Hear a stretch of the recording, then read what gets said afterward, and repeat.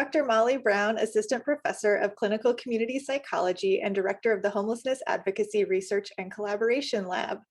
And I work to promote the well-being of diverse communities within and outside of DePaul through my mentorship of undergraduate and graduate students aiming to promote social justice.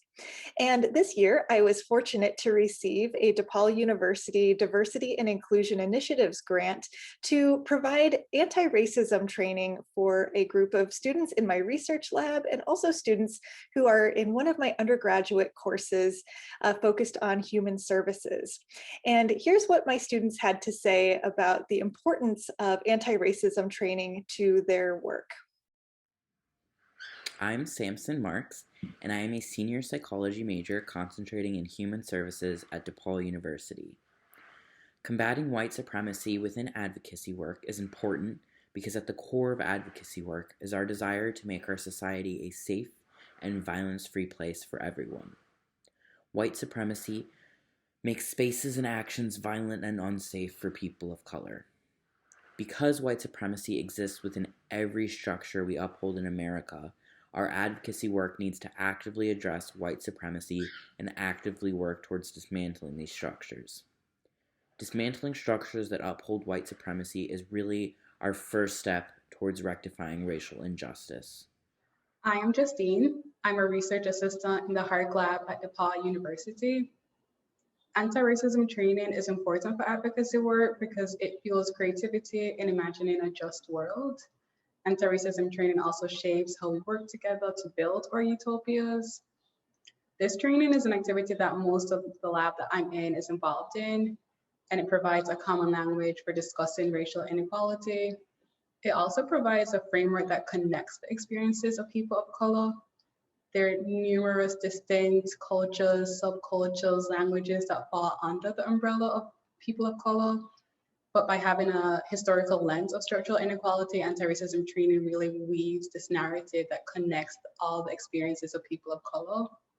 And that lens allows for coalition building, and creating a just future is probably the most complex group project with no due date. Hi, I am Amanda Berry, and I am a first-year doctoral student of clinical community psychology here at DePaul University. Anti-racism training is important for advocacy work for many reasons. First, we exist within a society that is systemically racist.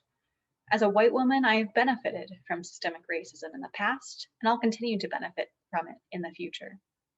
It is important for me to examine my privilege within my advocacy work, but this is not nearly enough. When we consider the racial violence of the past year, for example, the police murders of Black folks and increasing violence against Asian American Pacific Islander communities in the wake of COVID-19, it is important to directly challenge these racist acts. Anti-racist training provides additional skills, knowledge, and confidence to support existing anti-racist efforts, to call out white supremacy and racism when and where it occurs, and to identify systemic racism while at the same time advocating for systemic change. Combating ideologies rooted in white supremacy is also important within advocacy work. Racist policies and ideologies uphold racist ideas and result in every form of inequity that we see today. I'm Catherine, and I'm a senior psychology major concentrating in human development. Anti-racism training is important for advocacy work to learn how to be an ally and to move away from compliance with racism in society. Choosing inaction involves the decision to conform with harmful mechanisms that perpetuate racism. And since these mechanisms are deeply embedded in society, it's necessary to be consistent in finding ways to work against them. Without experiencing racism firsthand, it can be easy to not notice all the ways in which it shows up and the level of its impact. Anti-racism training is an opportunity to gain an accurate understanding of how to be effective in this work and to hopefully increase attention of the need for anti-racism efforts. Hello, y'all. My name is Khadijah Kurdi. I am the senior intern within the HARC lab. I'm also the social justice and anti-racism intern. I am a senior here at DePaul. My major is psychology. My minors are Islamic world studies and sociology. And as someone who works actively with social justice groups, it's very important to recognize biases you may have, or even like subconsciously attained, whether it be through your family or friends growing up.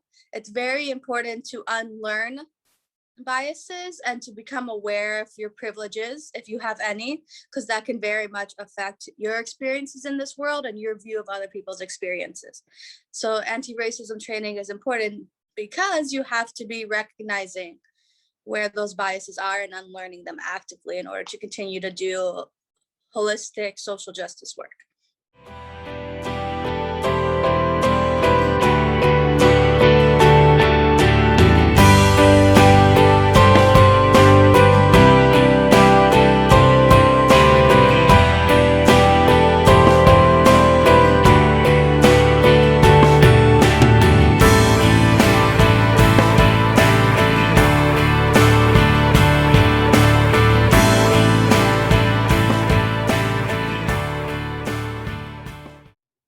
Knowing how to address racism and racial inequality at the interpersonal level is helpful. However, anti-racism work also requires that we choose to advocate for change at the systemic level, as systems level change is required to change systems level problems.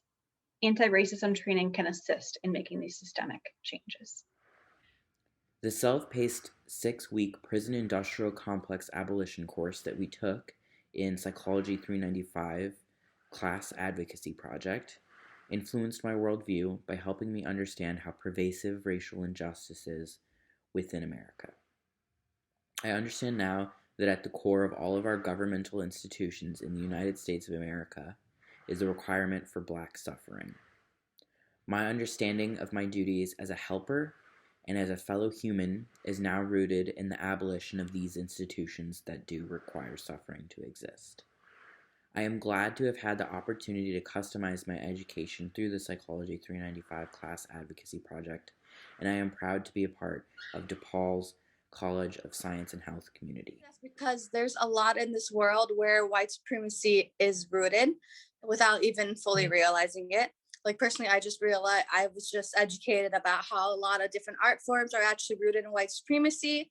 And that's why new art forms are kind of combating that now as a way to reclaim some of those different forms. And it's very important because everyone deserves to be safe and feel comfortable in existing, and they should not have to be afraid of white supremacy continuing to have power over them as it has in past history. But even today, we're still seeing a rise in that. It's very, very important that we combat that as people, so that way everyone can feel secure and safe. The knowledge I have acquired through the training aligns with my future as a clinical psychologist and researcher who hopes to help redesign systems of care so that they center the psychological impact of racism on people of color. Anti-racism training will provide answers to the vocational questions I have been asking in my work thus far, such as what is an anti-racist institution? How do we create one? How do we identify it? Beyond statements of solidarity, and more importantly, how can we replicate them on scale? The relationship between advocacy work and social justice frameworks involves inclusion and changing power dynamics. These efforts can work by defending the rights of individuals and groups of people in hopes to raise awareness of oppressive narratives, encouraged by those in privileged positions to identify what needs to change. Advocacy work shows a respect for humanity by validating and empowering groups of people whose voices are perpetually left out. Genuine inclusion in decision-making practices calls for rethinking the very structure of these practices. Advocacy work can help to promote equality in leadership, equal access to opportunities, and healing in communities. I'm proud to be part of the DePaul College of Science and Health community. Thank you very much to DePaul University's Office of Academic Affairs for this valuable training opportunity. And I'm wishing the College of Science and Health a wonderful and happy 10-year anniversary.